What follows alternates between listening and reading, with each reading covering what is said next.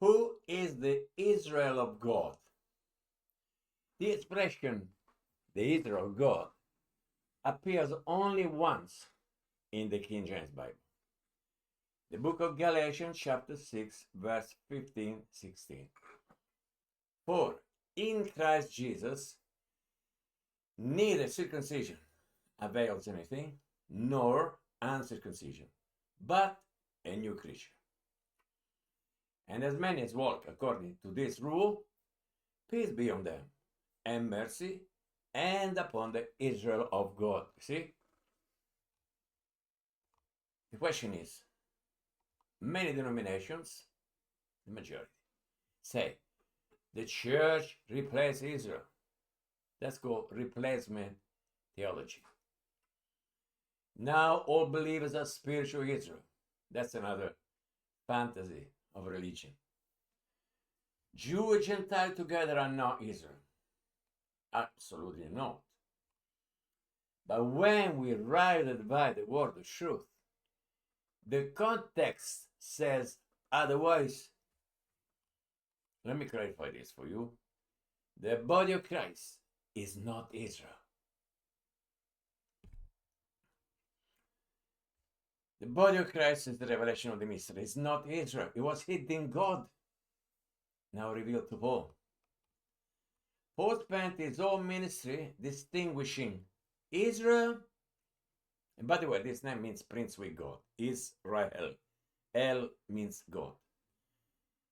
So he spent his whole ministry distinguishing Israel from the body of Christ. 1 Corinthians 10:32, he wrote, give none offense, neither to the Jews, nor to the Gentiles, nor to the church of God. Notice carefully, please. 3 groups: Jews, Gentiles, the church of God. If the church became Israel, Paul would not have separated them. So the Israel of God in Galatians, look carefully at the verse. Galatians 6:16. And as many as walk according to this rule, peace be on them, and mercy, and upon the Israel of God. Paul says, as many as walk according to this rule, and upon the Israel of God. The word and separates the groups. So who then is the Israel of God? It refers to the believing remnant of Israel, aka the little flock of Jews who believe God, not Gentiles becoming Israel. Is that clear? Who then is the Israel of God? It refers to the believing remnant of Israel, the little flock of Jews who believe God, not Gentiles becoming Israel. Please notice that because of the grace of God, in every period or dispensation, the dealings of the Lord with mankind, there has been always someone who believed God. In the midst of the greatest apostasy, unbelief, at the time of Genesis 6, Noah, remember?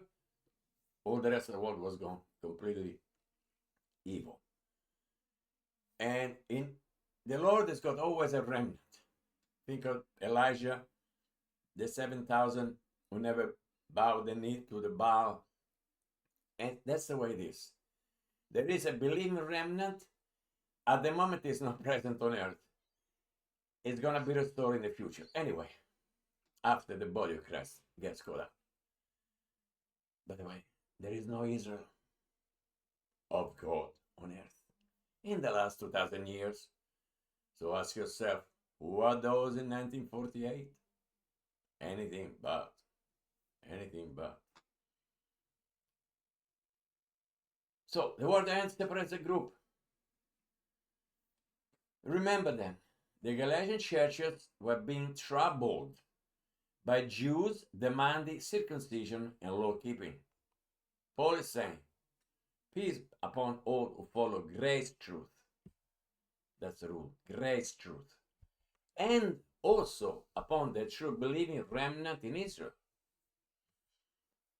Understand this, my dear friend. Don't drink the Kool-Aid of denomination. Study. I'm here to encourage you to study for yourself. At the end of the day, you're not obliged to believe me. I give you the word of God, and you can go and check on your own Bible for yourself.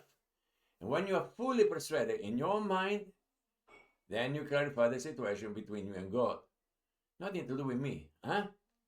Gentiles never become Jews. The Bible never says Gentiles become Israel. Ephesians 2, 11, 13.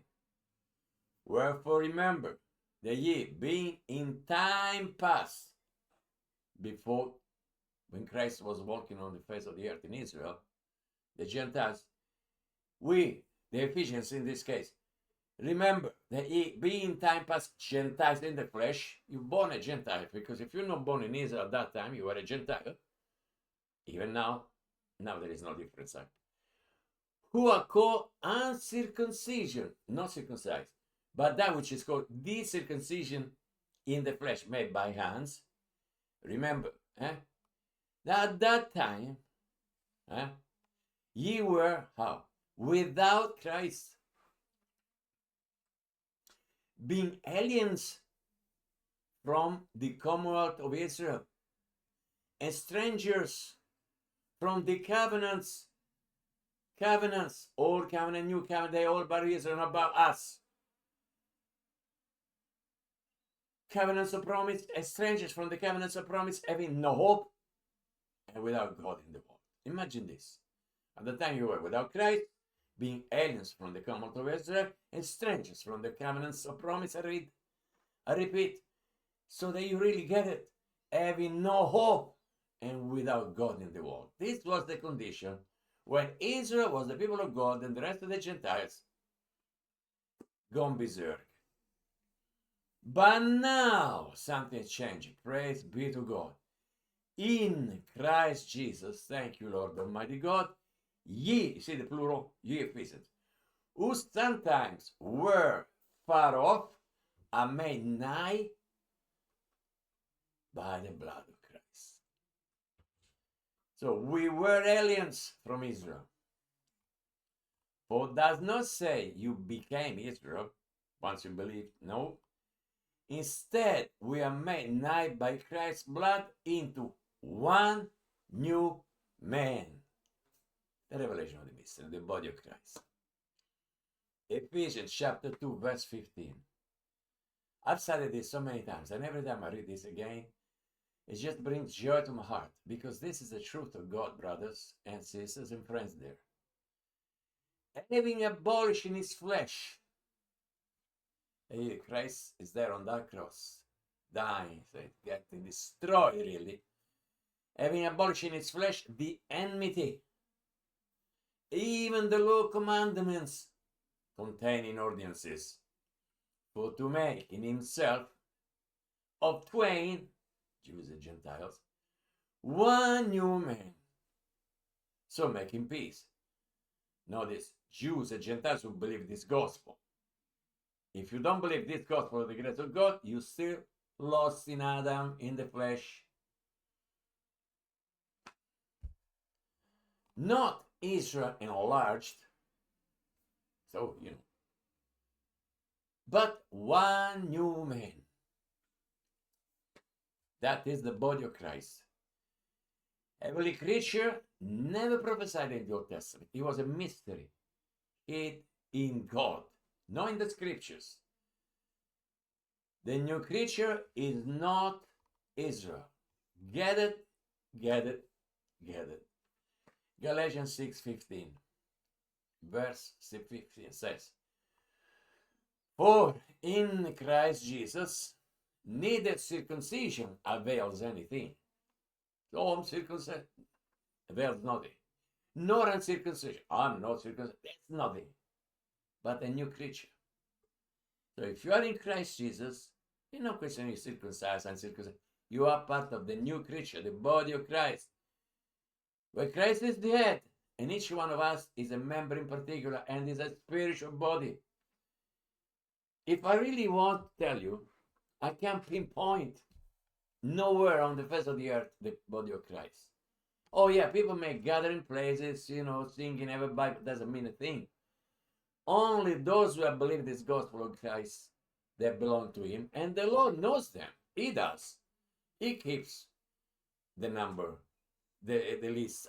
I mean, it's God, For in Christ Jesus, neither circumcision avails anything, nor uncircumcision, but a new creature. Paul does not say, you are now Jews. He says, a new creature.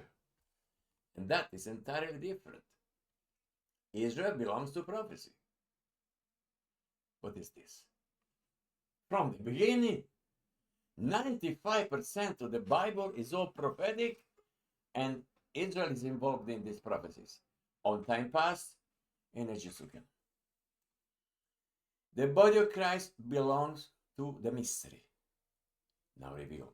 That's why in Romans 16:25 you read, now to him that is of power to establish you according to my gospel and the preaching of Jesus Christ, according to the revelation of the mystery, which was kept secret since the world began, but now it's made manifest.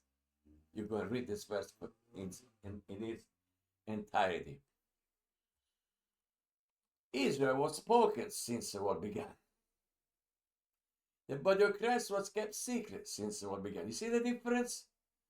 That's why you need not to mix the two. If you mix the two, all of a sudden you're a child of the King going into the kingdom. You are not. Jesus Christ is King of kings and Lord of lords. No problem about that.